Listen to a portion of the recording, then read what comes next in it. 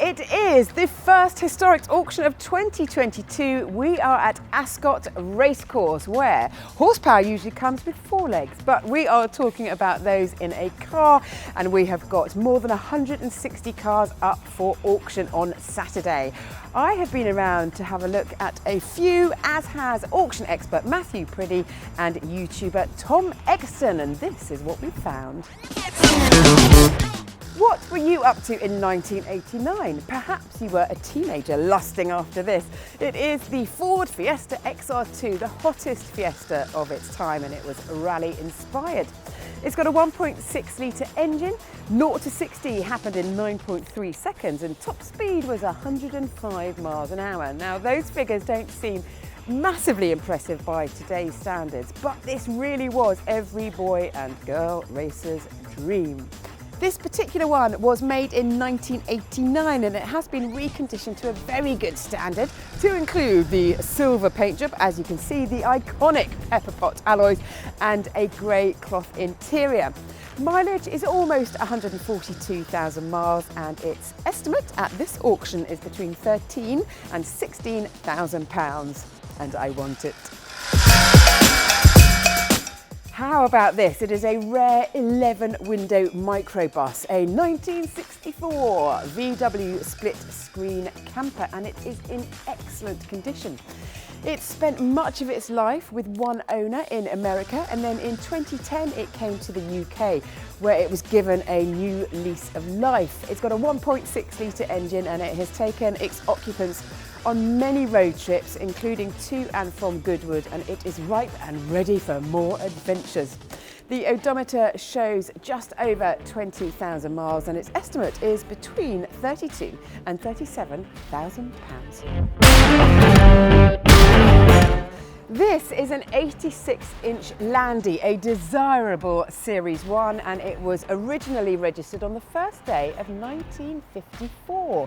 It's been lovingly restored over the last 5 years, including a chassis which was shot blasted, rust proofed and painted. Mechanically, everything has been exceptionally well cared for, with a rebuilt engine and a new clutch. The odometer shows just under 4,500 miles, and the estimate is between £28,000 and £33,000. This is a 2001 Ferrari 456M, and the M stands for Modificata, which came with a facelift that happened in 1998. Now, under the bonnet is a 5.5 litre V12, which made this car, for a time, the world's fastest 4-seater. Yes, 4 seats. You can just about squeeze 2 adults into the back there. So it's got 436 brake horsepower, it's rear-wheel drive. You could have a 6-speed manual gearbox, or like this one, a 4-speed auto. And this particular car is part of a world-famous 500-plus car collection that belongs to Dr. James Hull. This one has done 15,500 miles, so it is low mileage, and the estimate is between £46,000 and £54,000. Thank you, Vicky. So lot number 170 then, we'll start with this, is a 1993 Ferrari 348, presented in Chiaro Blue, don't tell me off my pronunciation, over crema interior. It is a mid-engined, rear-wheel drive V8 2-seater sports car, and it features the all-important manual gated Ferrari box that is so iconic. It's actually only one of 68 right-hand drives imported to the UK. Estimate on this car is around £40,000, and it's only covered 55,000 miles and has a huge, extensive history file. So that's lot number 170. Let's see what else there is. Lot number 217 then is this Ford Sierra Cosworth RS 500. This is pretty much the evolution and super hot version of the already hot Sierra Cosworth 3-door. This particular example was an extra 500 units, which was agreed in March 1987 by Aston Martin Tickford to be developed over there to be the super punchy version of the already punchy Sierra Cosworth. So visually, you can tell that this is an RS500 from the front bumper. There's redesigned airflow on there, and coming around here, you've also got badging on the side there, quite discreet actually, and on the back, underneath that iconic whale tail, you've got an extra lower lip there as well. This particular car has 51,000 miles on the odometer and actually presents in original format with the original tilting slide sunroof, the original Recaros, and pretty much all original everywhere you look. The estimate on this car is £75,000 to £85,000, and you can bid on that this Saturday. Lot number 226 then is a car very close to my heart. It is a Porsche 912. I actually personally own a Porsche 912, but it is nowhere near as nice as this one. This has benefited from a full nut and bolt restoration and is absolutely beautiful. Actually benefiting also from a better power to weight ratio. They're actually arguably better to drive than the 911s from this generation. With only 40,000 miles on the clock and an estimate of around £50,000, this really is a belting way to get into Porsche classic motoring. With that said, let's see what else there is.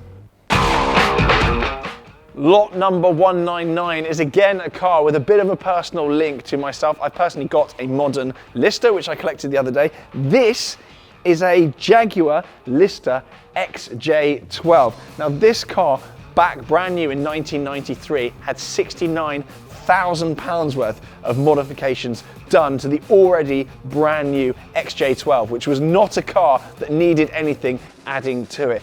It is a 6-litre twin turbo V12 with a manual gearbox. It's absolutely stonking. The modifications include things like the engine, obviously the power upgrades, you've got the wheels, the brakes, the suspension, the list goes on. The full list of modifications are of course on the listing, but Lister are an unbelievable company, and this was an iconic car for them. It's an utterly insane car, and I actually haven't seen one of these in the metal before, and a little birdie told me that this car was actually delivered new to the owner of Newcastle United. I don't know if that's true or not, but that comes from the bloke that actually owns Lister today. I actually WhatsApped him earlier about this car, so very, very cool, and that is available to bid on. It is 199 as the lot number.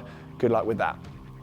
Thank you, Tom. Right, on to my first pick, and this is lot 192, and it's a Porsche 928 GTS, which are particularly rare and very collectible at the moment, notwithstanding the fact that last year a standard 928 from the Risky Business film sold for a whopping $1.98 million.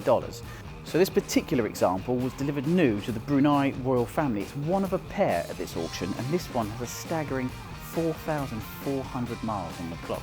So it is genuinely a very collector car, not necessarily a car that we're going to see driving around too much once purchased.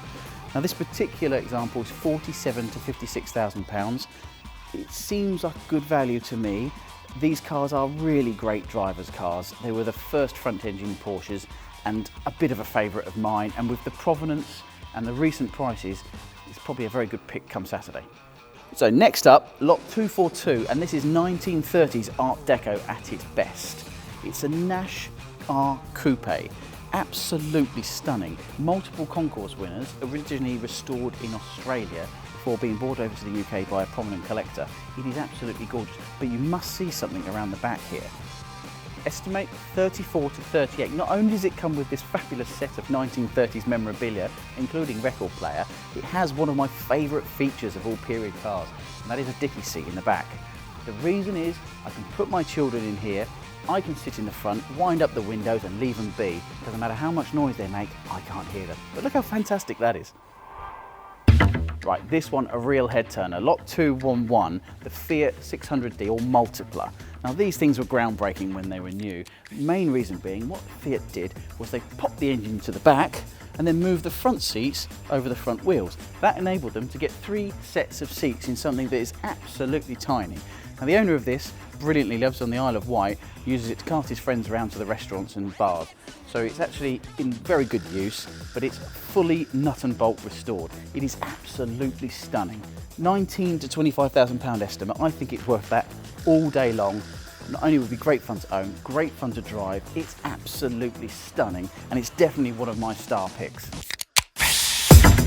Finally, lot 186 is this 1970s Brabham BT3A in all original period livery. Now this is important because this here can participate and has got its papers for period racing and historic racing. This particular car has been campaigned and successfully quite recently in the HSCC series. I would imagine you could take this to Monaco, to Spa, to Silverstones and really have a great deal of fun.